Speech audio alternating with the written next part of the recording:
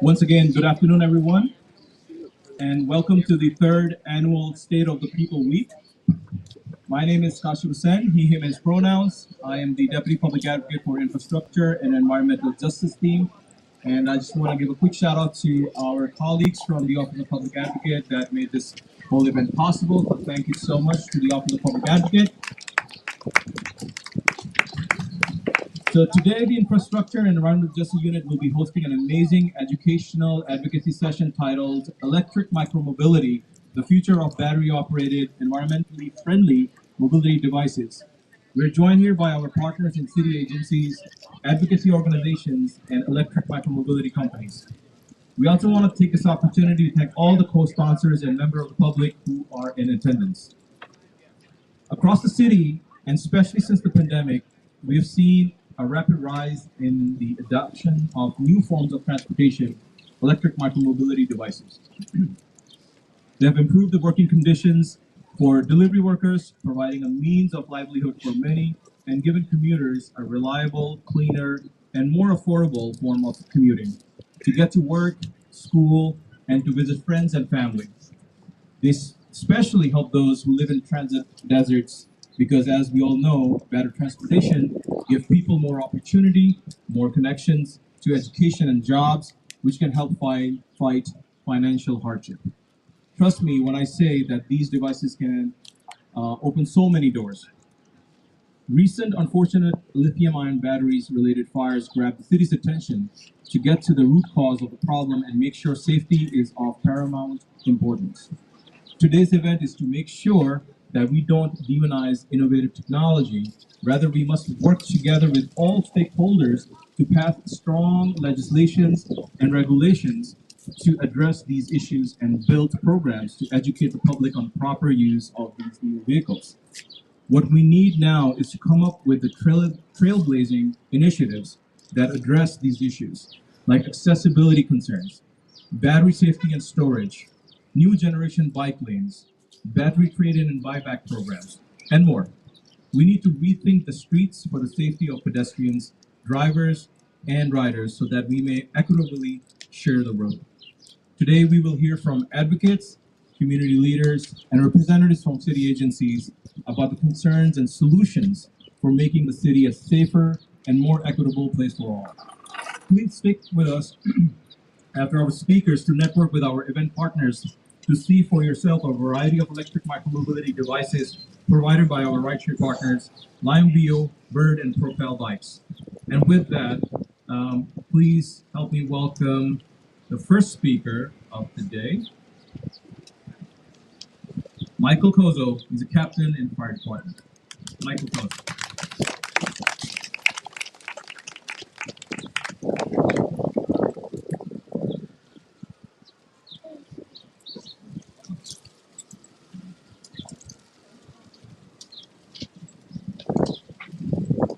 Good afternoon, everybody. My name is Captain Michael Kozo. I'm the director of the FDNY's Fire Safety Education Unit.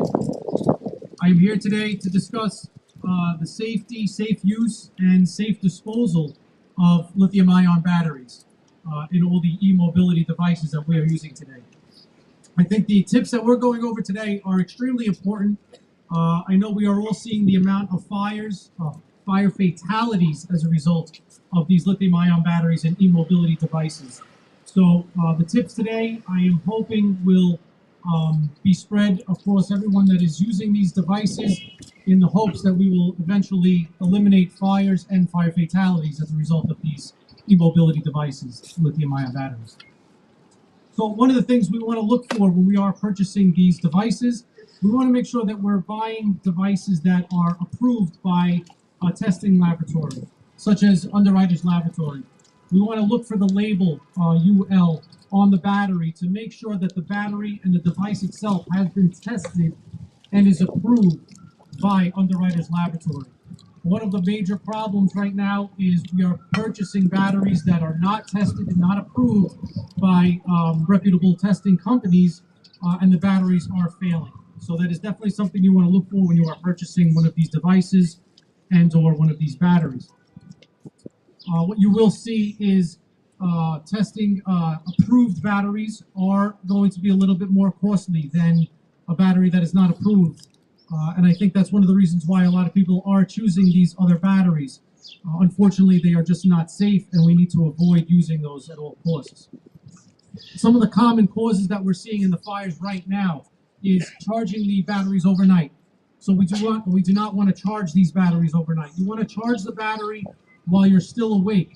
When it is fully charged, you should be unplugging the battery. You do not want to charge it all night when you're asleep while the battery is overcharging. That is one of the main causes that we're seeing when these batteries are failing, that they are being charged at the time of failure. So you want to make sure that you uncharge it when you are done, when it is fully charged. Another issue is we're seeing them being charged near their exits, near everybody's exits. You may have one way in and out of your house, out of your apartment, and you're charging that device right there at the door. If this device does light up and combust, what is happening is blocking your escape. So we do not want to do that. If possible, you want to charge it outdoors. Again, I know that's not always possible, but if it is possible, try and charge them outdoors. And again, make sure you're unplugging it when it is done charging. Also, I know a lot of us use our cell phones, and you're constantly going on websites and buying aftermarket chargers for your cell phones, things like that. We need cell phone chargers everywhere we go, right? We're always carrying one. We have one in the car. We have one in the office. We have 5 at home. So we're always buying these chargers. You want to make sure when you're purchasing a charger for these lithium-ion batteries that it is not one of these aftermarket chargers. You have to buy the charger that comes with the device. Again, might be a little bit more costly, but it is definitely worth it in the long run. So purchase the approved chargers that come with the device, again, and make sure that you are charging it according to the instructions from the manufacturer. And one of those instructions is going to be not to overcharge that battery. Also, we want to make sure that we are not charging them in direct sunlight, that we're not keeping these batteries in direct sunlight. If you're going to park the device somewhere, to run somewhere, to go run an errand or whatnot, you want to make sure that you try and keep it in the shade if you can, out of direct sunlight. The direct sunlight is affecting these batteries. I don't know if anybody's looked on YouTube lately, but if you look on any of the videos of any of the recent fires that we've had, these fires go from almost non-existent to fully engulfed in a matter of seconds. You will see a very small warning that something is going wrong with the battery. Maybe you'll get an odor, you'll see a little bit of smoke. The next thing you know, the battery will completely combust and explode. At that point, that fire is way beyond your control. You're not going to be able to control it. So if you are around in the few seconds where you're starting to smell an odor or see some smoke, immediately stop charging that battery and do whatever you can to get to a safe location away from that charger, from that battery, from the device. So again, if you do look at any of the videos that we've seen recently, the damage that these devices are doing when they explode, it is tremendous. So you want to make sure that, that you're not overcharging these devices. To safely dispose of these devices, you want to look on the Department of Sanitation's website, nyc.gov/batteries, and there will be instructions on there on how to safely discard lithium-ion batteries. You do not want to throw it in the trash. It is illegal to discard these batteries in the trash. So you want to make sure that you are going on that website and you are looking at the different options for safely disposing of these batteries, of these devices. Again, we do not want to throw these in the trash, so check that website. We have here in the front as well as in the back, we have a lot of literature in regards to safe use of these lithium-ion batteries and e-mobility devices, as well as safe disposal of these devices and batteries. I do encourage everybody to visit fdnysmart.org, where all of the literature that we have on the lithium-ion batteries and e-mobility devices is on that website and translatable and printable in the top 10 languages. So I definitely encourage everybody to share that website and those pieces of literature with anybody that you know. Thank you very much.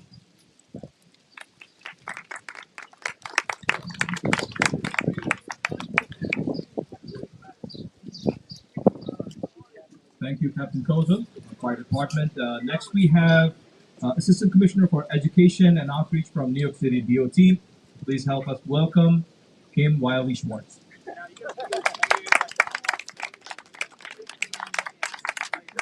One of these is hot.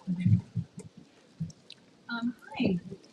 As you said, my name is Kim Wiley Schwartz. I'm the Assistant Commissioner for Education and Outreach, which means that I do a great deal of work in this department as we have welcomed legal electric mobility devices onto our streets. And so at DOT, we're very committed to safe e-mobility and e-micromobility. So I just want to talk to you guys a little bit about all the things that we're doing. In addition to participating in the City Hall task force on micromobility, where many agencies are working together, where we at DOT are sort of leading the way on many of the initiatives that are going on, particularly around communications and education.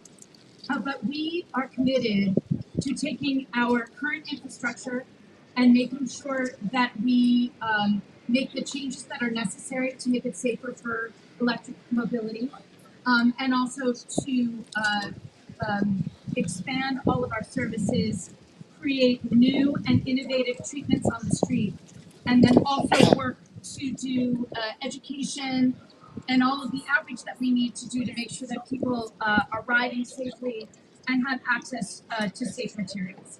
So I just want to go through a few things that we've been up to lately. Of course, in 2023, we've announced that we will put in more protected bike lanes than we have in any other year.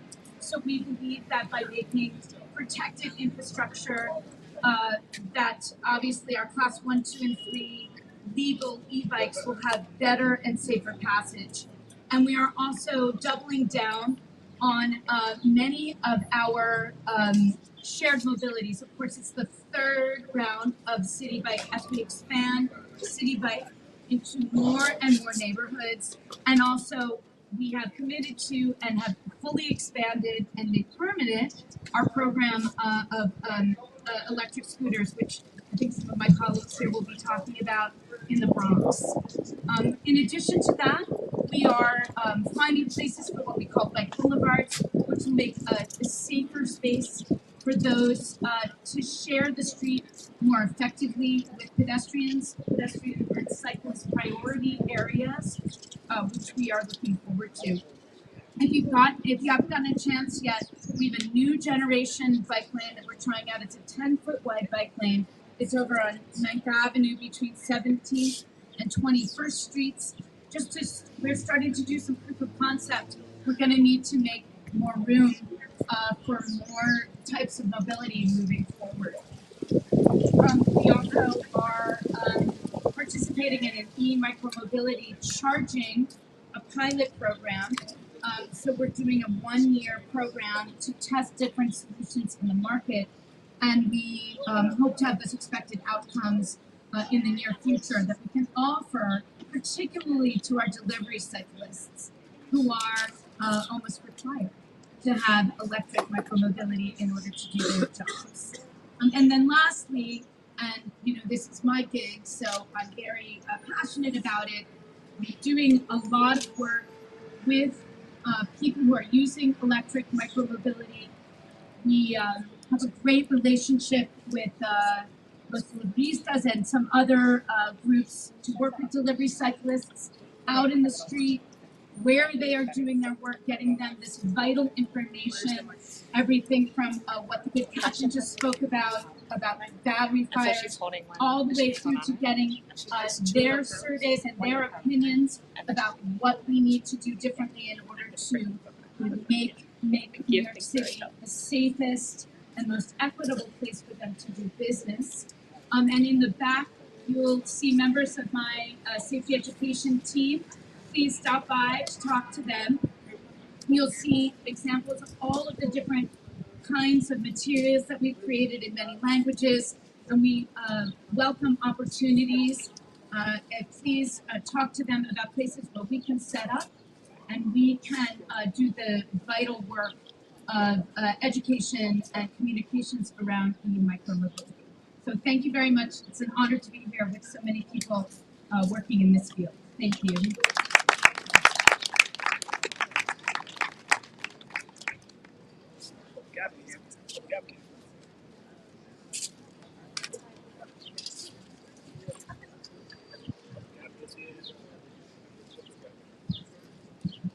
Thank you, Assistant Commissioner, for Education and Outreach at DOT. Our next speaker is co-founder of Equitable Commute Project.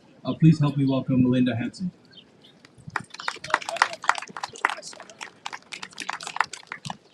Good afternoon. I'm Melinda Hanson. I'm a cyclist. I'm a mother. I'm based in Brooklyn, and I'm also the co-founder of the Equitable Commute Project. The Equitable Commute Project is a coalition of 7 New York City-based organizations, including Transportation Alternatives, the HOPE Program, Empire Clean Cities, and New York University. We established ourselves with the aim of trying to expand economic access in our city through access to sustainable electric micromobility. Through this program, we found that by improving access to micromobility, we could pretty quickly double the number of trips that are taken on 2 wheels overnight in our city. We've also found that about 70% of New Yorkers who are surveyed are interested in trying an e-bike for their daily commutes. Our program is set up into 3 different parts. We have ECP Access, which is focused on advancing financial access, so through loan products that are available to people regardless of credit history.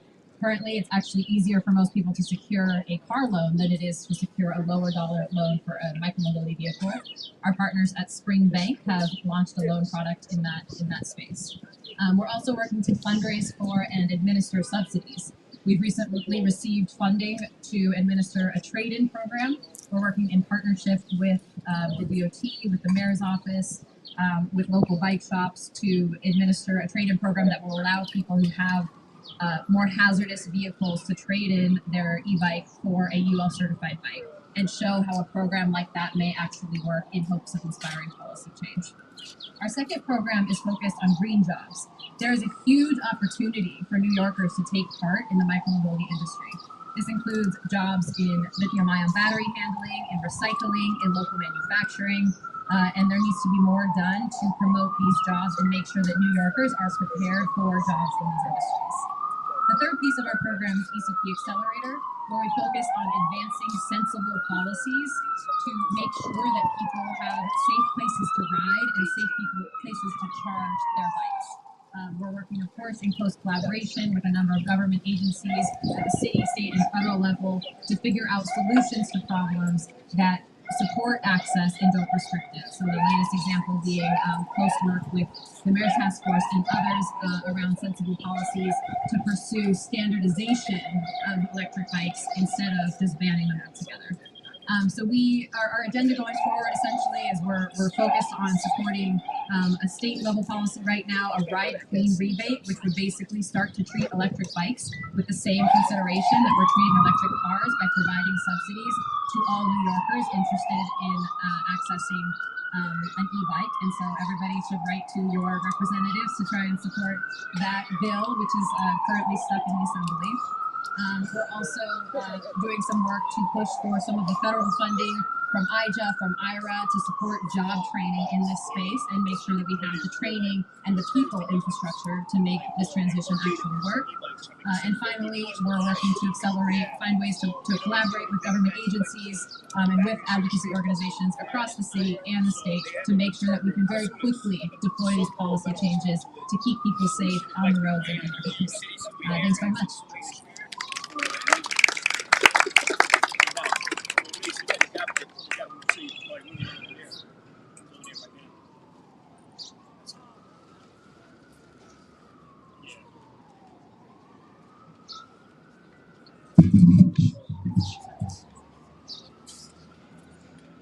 Next please help me welcome a formidable activist and advocate himself, a new writer himself, the New York City public advocate, Jumaane Williams. Let's go, Jumaane!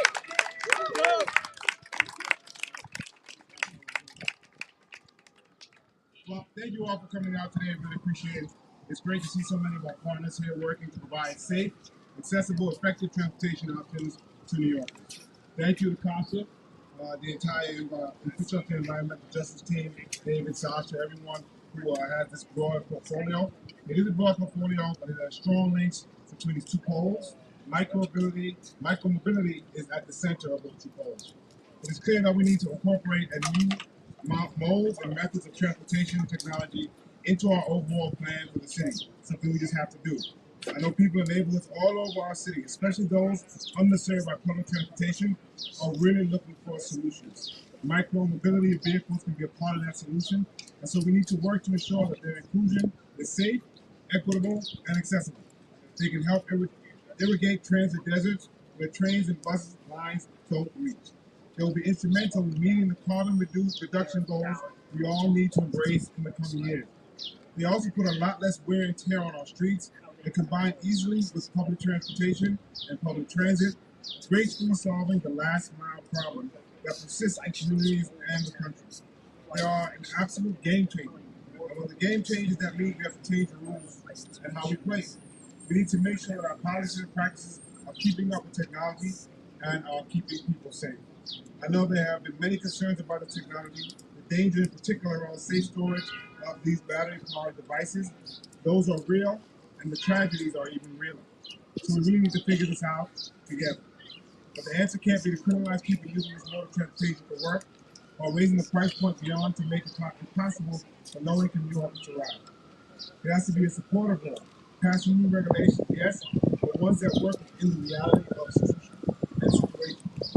That includes advancing efforts for safe storage, for equipping people with safer technology, for enhancing and expanding bike lanes citywide, for building out the infrastructure needed now and into the future for micromobility.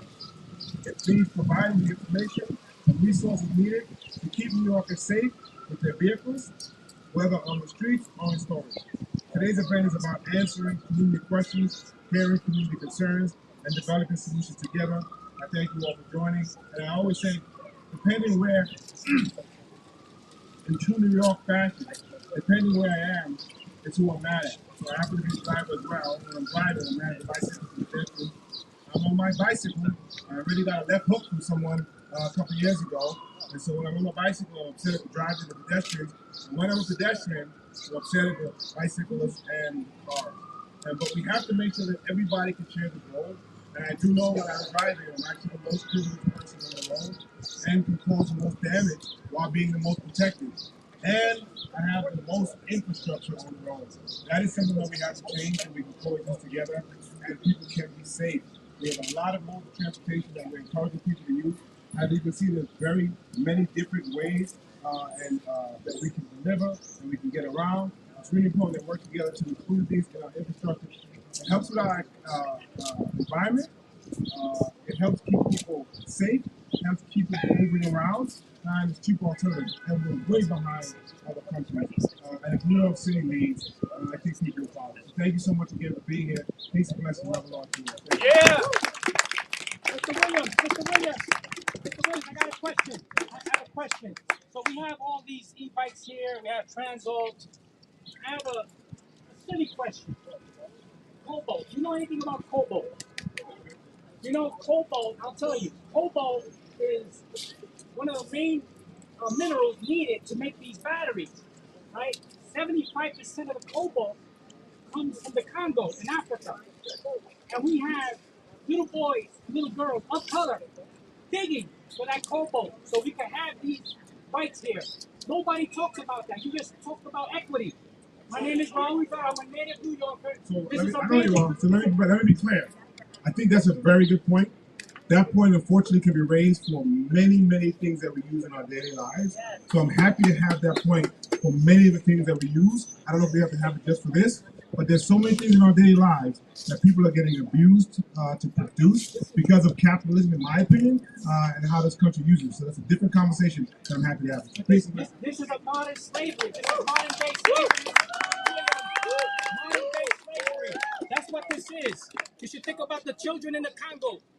75% of the cobalt Next, is we have collected at the Congo. Remember that. Lihia Golpa, who's Equity Executive Director for of everybody Workers around the Justice world. We Project. don't cherry pick. Please welcome her.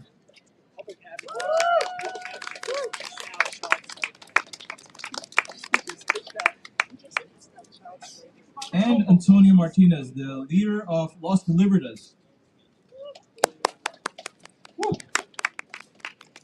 Thank you, thank you. Good afternoon. Think about the Buenos días. Congo. Think about the Congo and the Okay. children. Mi nombre es Antonio Solís. Soy miembro del proyecto de justicia laboral y líder de los Deliveristas Unidos. So my name is Antonio Solis. I'm a member of Workers' Justice Project and a leader of Los Deliveristas Unidos.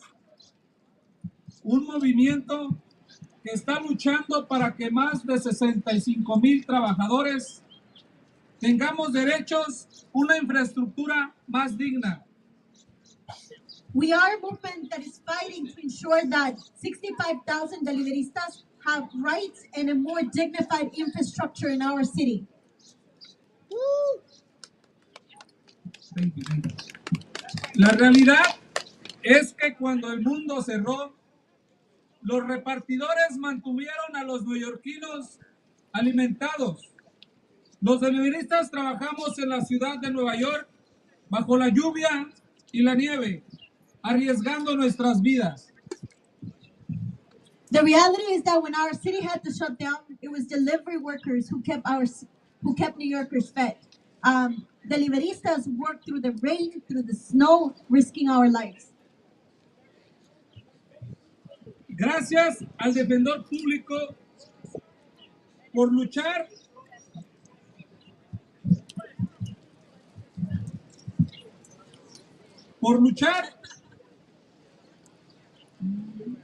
e incluir las necesidades de los deliveristas en su agenda de prioridades.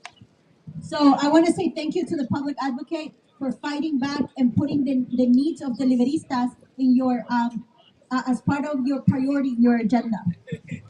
Los deliveristas somos parte del futuro y esperamos contar con el apoyo para crear un nuevo futuro que permita a los deliveristas transicionar y proveer apoyo de subsidios. So our goal is to be able to work together to build a new future that hopefully it's allowing us to move to a new era of safe micromobility, but also create subsidy programs that allow deliveristas to transition. Para comprar baterías de iones de litio a un costo reducido o sin costo y expandir la red de deliveristas hubs con cargas eléctricas y recursos para conocer nuestros derechos. Y apoyo general para el desarrollo de nuestra fuerza laboral. Hacemos un llamado a la ciudad para asegurar que establezca un pago mínimo y juntos creemos una infraestructura de micromovilidad para todos, porque las calles de Nueva York son un lugar de trabajo para miles de deliveristas. Un pago digno, más ciclovías, más cargas eléctricas y educación significan un trabajo seguro para todos. So as part of our goal is to ensure that our city can not only allow us to transition to a new era of safe micromobility, but that the city actually invest on building the right infrastructure, such as charging stations, resources, and general support to our workforce. We call on the city to ensure that the enactment of the minimum pay to establish and move together to a new era of micromobility, where there's resources and the right infrastructure, for not only for deliveristas, but for all New Yorkers. Because a decent pay, more bike lanes, more electrical charging stations, and education means a safe workplace for everyone in our city. And I'm just gonna say that and remind to our city, and the new reality is that the streets of New York City has become the workplace of not only deliveristas, who are 65,000 riding through our city, but many other New Yorkers who relied on our streets to make ends meet. And the reality is that there's a new future in our city, and it is micromobility, e-micromobility. So there is a huge need and a new commitment to make sure that we keep working with not only the public advocate, but every partner who's in here today to make sure that we move to a new era where our streets are safe, not only for workers but for every New Yorker, and that requires making sure that we work together to pass and implement a meaningful agenda, a people's agenda. Thank you.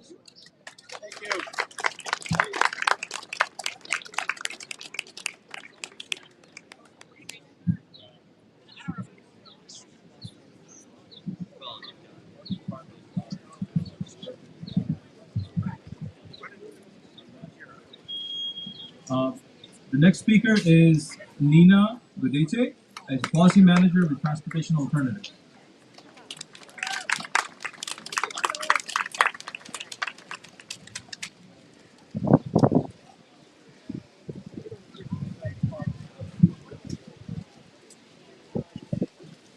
All right.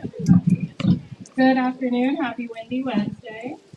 My name is Nina. I'm the Policy Manager for Transportation Alternatives. Thank you to the Office of the Public Advocate and for all the partners here today for convening to really discuss the future of micromobility in our city. Earlier today, TA released a report on how to encourage the safe and sustainable growth and use of e-bikes and other electric lightweight vehicles on New York City streets. As we all know, e-bikes and e-scooters, what we call e-micromobility, are growing in popularity for New Yorkers and are increasingly becoming more affordable, accessible, and desirable. The growth of micromobility represents a great opportunity for our city. So we can reduce traffic violence, making our city, we can reduce pollution and emissions and helping us to address our climate goals and climate emergencies, and make our city more accessible to older New Yorkers, families, those with disabilities, access to public transit. And we can revolutionize freight delivery and provide tremendous economic opportunities. Your city can lead the way on how cities can successfully integrate micromobility into the streetscape and meet the needs of everybody who uses our public space. And so in our report, TA has identified 3 buckets of how we get there, and I'm going to tell you about them. First of all, we need more space and improved designs to accommodate more modes. We must transform our streets into spaces that support a diversity of transportation options. Everyone on our roads needs to be able to get where they need to go safely and efficiently. We can expand existing bike exclusive space to make room for e-micromobility through the creation of new dedicated lanes and the widening of existing lanes. Earlier this morning, our event was at expanded bike lanes that discussed every intersection in the city, so we can increase visibility for everybody who's on the roads and reduce traffic lights. We need to also offer incentives for folks to transition to e-micromobility. We know the benefits of these devices and how increasing trips will help New York City achieve our mobility and climate goals. So let's make e-micromobility more accessible and affordable with financial incentives at the city level. We see the great rebate program in the city of Denver. We have state opportunities, and we have federal tax opportunities as well. And we also need safe and supportive infrastructure, which is key in increasing rider confidence and encouraging use. And finally, we need safe batteries, safe storage, and safe public charging. We need to aid New Yorkers in charging and storing their e-micromobility batteries, as well as safely operating the bikes and scooters and providing rules and resources such as battery trade-in programs, safe public charging requirements, education campaigns that make it safe and easy for New Yorkers to use their e-micromobility devices. And now is the time that we need to act. We have an enormous opportunity at the federal level with investments from the current administration that we can take advantage of and truly look at what the future of our city can be and what our mobility must be, and safe and equitable for all. So thanks, y'all.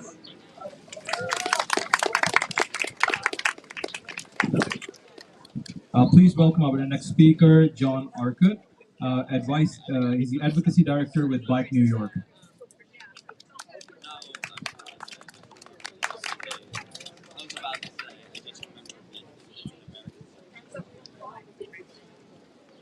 Thanks, Tasha. I'm John Arcott.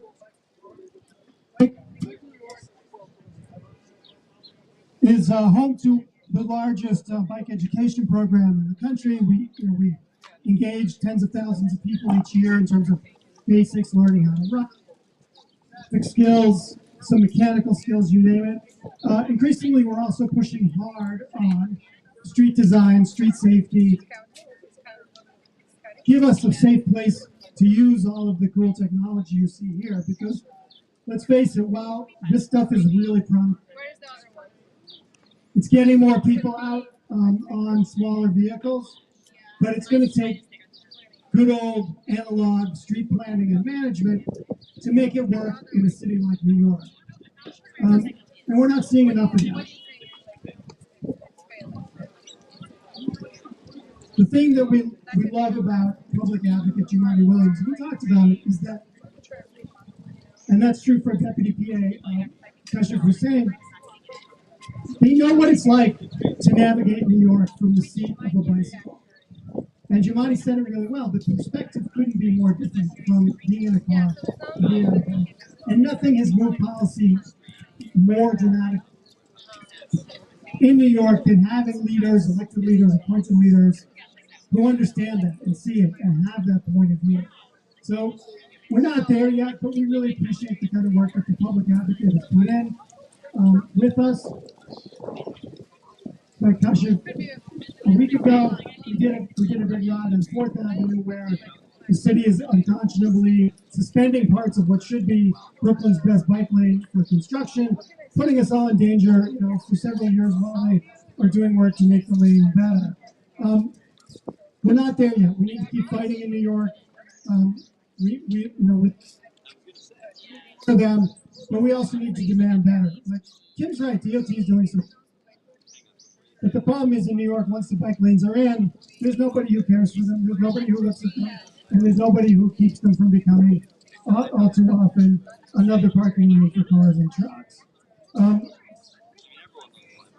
So we need, we're not there yet. Hopefully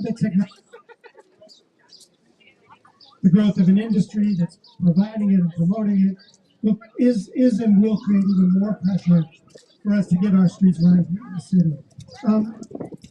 It's a good forum to point out one of Bike New York's newest and coolest programs, which is called Bike Path. We're engaging formerly incarcerated folks to come in and learn bike upgrade skills, and we're doing that in conjunction with Motivate Bike Share and City Bike, so that folks coming through the program end up with jobs at City Bike, obviously a growing system, one of the world's today.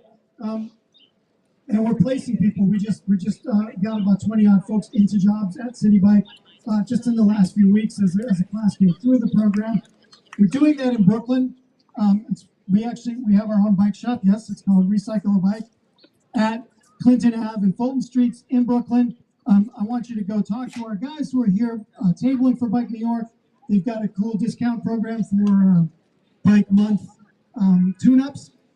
So check it out. We're really happy to be with all of you today. It's mega city to make this place work for the vehicles you see. A place that managed our streets better would probably see faster uptake of cool things like the coaster cargo bikes. And thanks.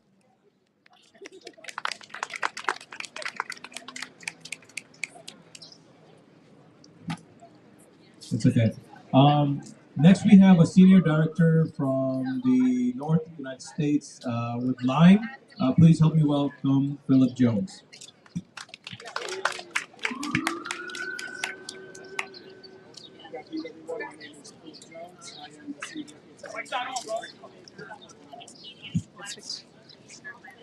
Fine. There we go. Sounds much better. Good afternoon, everyone. My name is Phil Jones. I am the Senior Director of Government Relations at Lime. We are proud to join the public advocate today and all to talk about micromobility. One thing that we're always thinking about at Lime is how we can educate our riders and keep them safe. For us to have the proper type of micromobility program.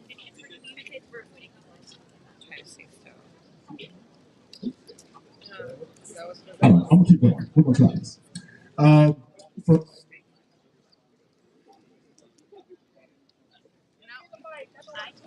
I'm just gonna do this. I'm just gonna talk a little bit louder now.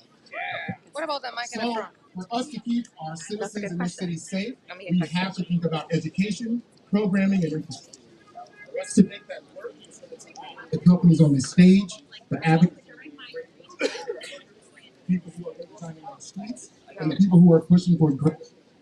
It's really the Bluetooth. We want to make sure that we're doing is really giving the people this transit accessible. And for us to do that, we know we can only do that through partnership. I'm gonna catch Cash Up when he comes. All of you out here, and we can't wait to help serve this city even more. Another thing I want to mention is that Lime has served this city since 2018. We are a proud partner in pilot program taking place in the Bronx currently. We will increase as we move forward with the expansion of that program, and our whole goal is to make sure it's reliable, affordable, and safe. So thank you. Speak.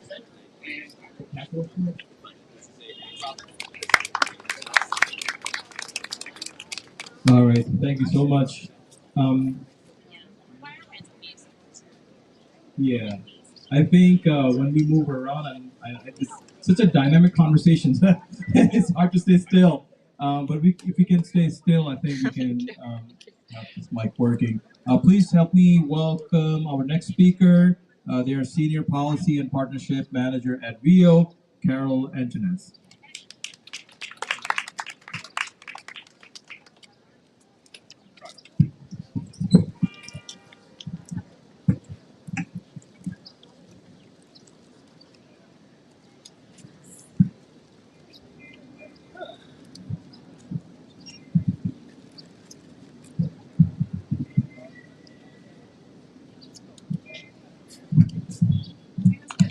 Good afternoon, everyone. My name is Carol Antunes. I'm a Senior Policy Manager at Veo. I'm a native New Yorker, also a bicyclist. Really happy to be here during Bike Month. This is really exciting, so thank you so much, everyone. I hope to make this event a reality. So let's just start by sharing a little bit about Veo. We have been on a mission to put carbon dependency to an end. We have provided millions of shared bike and scooter rides in 50 cities and universities across the U.S. Most recently, the past 2 years here in the Bronx, which we have been super excited to be able to participate on and wish for some of you events. Like I said, especially excited to be here in Bike Month and being here to see all the different types of bikes that are now available.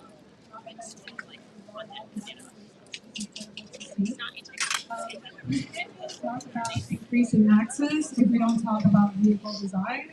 That is a major focus for us at Veo. We design and manufacture every single vehicle that you see, not only in the Bronx, but also just across the nation. We have a couple of them here, starting with our Cosmos City scooter, as well as our Astro stand-up scooter. What we have understood from the very beginning is that not everyone has the ability to use a traditional bike or a stand-up scooter, and that's why we really have focused on developing a wide range of vehicles that can really help serve a wider demographic, but also just a wider range of different trip types.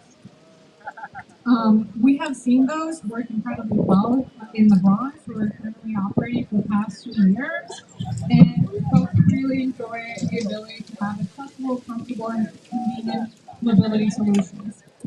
Like everyone said, I think we're just at the very beginning here. There's so much room for growth, and we're really excited to be part of that future in New York City. The very exciting thing that I want to share and what we have learned so far after only about a year and a half, almost 2 years in the Bronx is that when you have a seated option for folks that's readily available, you have longer trips. You have folks using micromobility like we've seen today for deliveries, to work, really to just replace their overall daily commute. And that's something that we're very excited about and hope to expand. We are totally in support of expanding infrastructure, making sure that we have equitable access. And that doesn't mean one thing, it means many things, not only the vehicle types and designs that you see available, but also it's reflected in our pricing. So again, just want to thank the public advocate and his team and everyone here for being such wonderful partners. We really look forward to the future of the scooter share program in New York City and serving more New Yorkers. Thank you.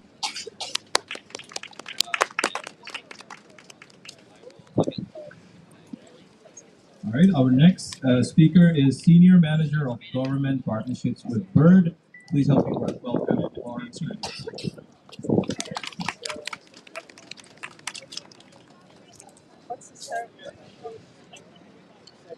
Great. Thank you, Claudia. Good afternoon, everyone.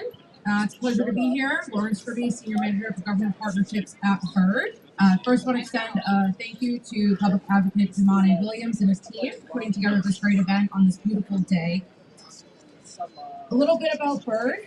We currently operate in over 300 cities and universities around the world. We offer our standard e-scooter, we offer e-bikes, and we also offer our, what you will see at our table afterwards, our exclusive partnership with Scooter Around the Will electric wheelchair. Bird is also honored to be part of the e-bike scooter pilot right now. We look forward to being part of the future of micromobility in New York City. As you will see behind me here and at our table, as we were talking about battery safety earlier, our P3s have an ingress protection of IP68, meaning that our scooter can actually be fully submerged in a body of water and still be functional. Our batteries are built and designed specifically for our scooters to ensure safety. As we move, there we go. Sorry about that. As we move forward in expanding micromobility, not only in New York City, but across the U.S. and globally, safety and battery safety are of the utmost priority for Bird. As a company, I can share proudly that we have not seen any battery fires due to our battery structure because of our safe charging and repair practices. To everybody who's here today, our micromobility supporters and advocates especially, thank you for the great work that you all do in helping make our streets safer. To everyone out there who is looking to use, whether your own personal use or a shared option, please make sure that you share the road and understand the rules of the road and be aware of your surroundings. Our goal, obviously, is to reduce the dependency on single occupancy vehicles. We want to get folks out of cars and connect them to public transit. We're able to do that with micromobility, and we applaud the City of New York for being a forward thinker in this. Thank you again for being here today. Please do stop by our tent. Afterwards, we will be giving demo rides, especially on the Will electric vehicle. Would love you all to check that out. But thank you again. We want to get people out of cars, reduce carbon emissions, and we want to do it safely. Thank you.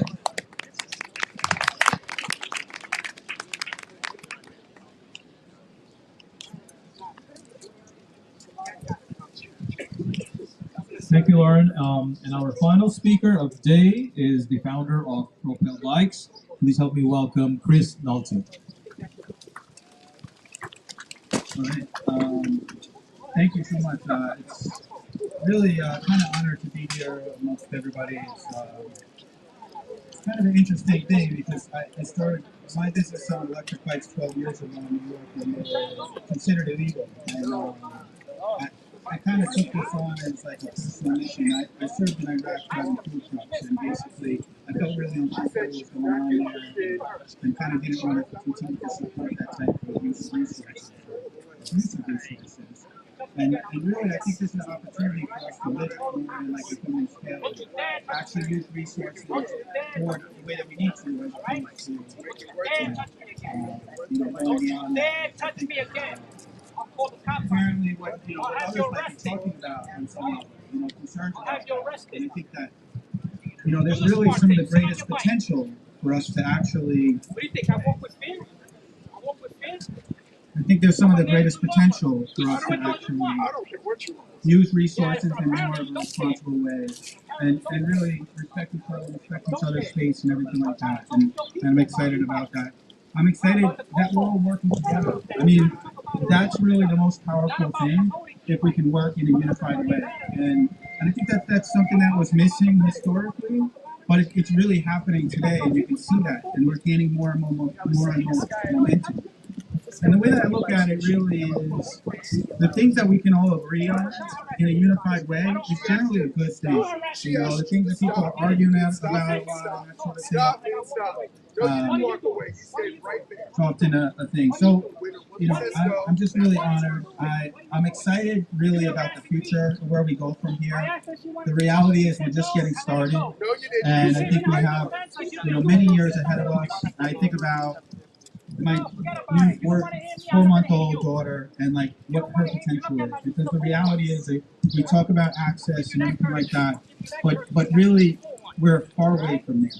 I'm really proud of New York for how far we've come and for a lot of the ambitions that we have and the things that we're doing and the ways that we're working together to get there. But really, until we can have young children riding by themselves on a bike, we're not there yet. Or older people, you know, at the same time, you know, there's this idea of 8 to 80. So if an 8-year-old cannot ride by himself or an 80-year-old can't ride by themselves, the infrastructure is not good enough. That's the standard that we need to set, and that's what we have to think about. And, you know, beyond that, I think that that's one of the greatest potentials of electric assist in just allowing more and more people to have access to this great, you know, human scale transportation, but to not feel like they have to use a vehicle. That starts with the right infrastructure, that starts with the right policies, and I'm just really proud to be amongst these people that are helping to support that and really come together on that. You know, we brought a lot of different bikes, just and for my side, for the past 12 years of being in business, I look at my business as really just an experiment. You know, and we need to continue to experiment. We need to continue to be creative and just try new things and continue to improve. And from there, you know, amazing things can happen. So, you know, we have, you know, delivery cargo bikes. There's many different examples. You know, Austin brought a bike with a trailer. There's all different things, and it's amazing what's actually possible for us to think outside the box. And you know, I think that that's one of the things that New York is great, like really the best at. I always say that like you need to be creative to live in New York, and I think that this is a good example of it. And you know, I'm proud of New York for a lot of the legislation that's introduced recently, especially around safe batteries. I know it's a challenging thing. It's not easy to make a safe battery, but it is possible, and I think that it should be left up to the professionals that can do it properly, and we should continue to support and move in that direction. Yeah, it might be a minor setback now, but long term, like the decisions we make today are really what's going to set us up for success in the future. And there's so much more to say about this. I'm just really proud to be here, and thanks so much for everybody taking the time and the energy that you put in to support this sort of thing. And definitely makes my personal mission and me feel, you know, less alone in that. And I think that we all need to join together in that regard. Thanks again. Chris, I gotta tell you, you did great. So appreciate it. As we come to our conclusion of the event, I just want to take this opportunity to thank all the speakers, all the stakeholders from city agencies, the advocacy world, the organizations that are doing the hard work, and also our rideshare partners. So give a big round of applause to all of the speakers today. And now it's the fun time, right? This is a time where you guys go and get oriented with the rideshare folks over there, and then take these devices for a ride. Just be safe out there. Make sure you're following the same direction of the traffic. So off my left to your right, you'll take the protected bike lane, and you just go around and finish your ride on my right side, which is your left side. So thank you so much, and have a good day.